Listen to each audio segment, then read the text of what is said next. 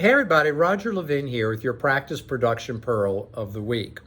So I wrote a book last year called Wow Every Patient. I spent over about a 2-year period. I studied Nordstrom, Disney, and the Ritz-Carlton in depth to understand what made them so successful as customer service organizations. And one of the things I found is something that I came up with my own term, the likability factor. How likable are you? Now, your first reaction is probably, hey, Roger, I'm very likable. And you're probably right. Most dentists are very likable. But could you take your likability up higher, and will it increase your practice production? Yes, it will, because the more people like you, the more case acceptance you tend to have. So I have some notes here. You'll see me look down here as I give these to you, but I like to be super practical. And here are some things you can do to improve overall likability. Number one, by the way, share these with your team as well. They're right out of my book. So number one, greet every patient with over-the-top enthusiasm. The Ritz-Carlton believes that is such an important factor, that every guest should be greeted with just unbridled enthusiasm. Glad you're here. Number two, tell every patient how glad you are to see them. It goes a long way.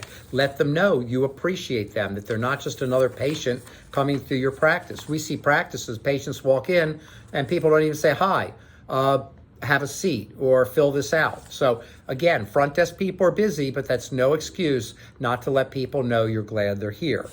Number three, as I turn my page, run on time. Now you've heard that often, you've heard that over and over, but it's true. If you run more than 10 minutes late, somebody needs to go out, tell the patient that you're running a few minutes late, offer them a $5 coffee gift card, and say, I'm so sorry, please have a cup of coffee on us.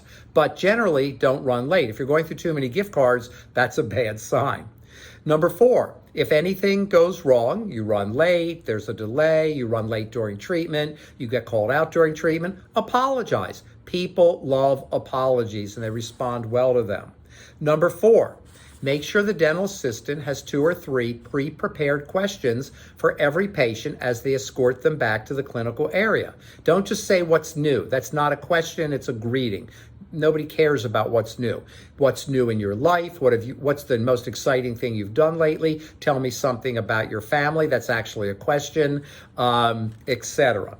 And then number 5, learn one new thing about every patient at every visit. As you build deeper and deeper and deeper relationships, people will love you. They will gravitate to you. They will refer to you, and they'll accept your treatment recommendations.